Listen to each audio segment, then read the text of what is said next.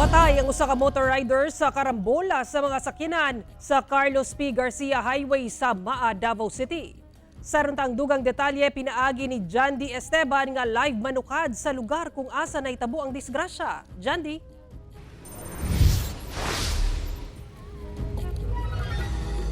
Sara, 12 ka mga sakyanan ang nalambigit sa maong karambola. Inungdan, nawad-an kuno og kontrol ang driver sa wing van.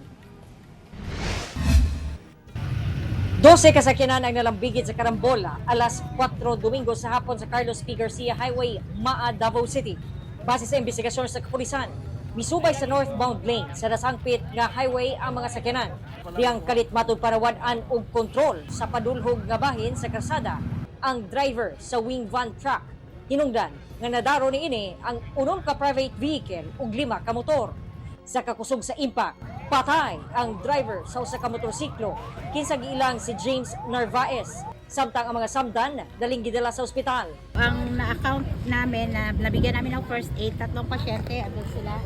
Opo. Tapos yung the rest, itong 1, 2, 3, 4, 5, 6, 7, yung 7 okay naman po sila. Ito yun siya, confirm na yun. Dead on the spot. Ayun, andun ang expired na body. Ang hitabo may resulta sa pagkulgot sa dagan sa trapiko.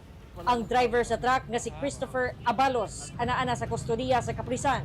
Kinsa posibleng mag-atubang og kasong reckless imprudence resulting to homicide, multiple physical injury ug damage to property. Samtang ang Traffic Enforcement Unit sa Davao City Police Office nagpahimangno nga kanunay siguruhong anaa sa kondisyon ang sakyanan una mo biyahe aron luwas ug dili makadisgrasya.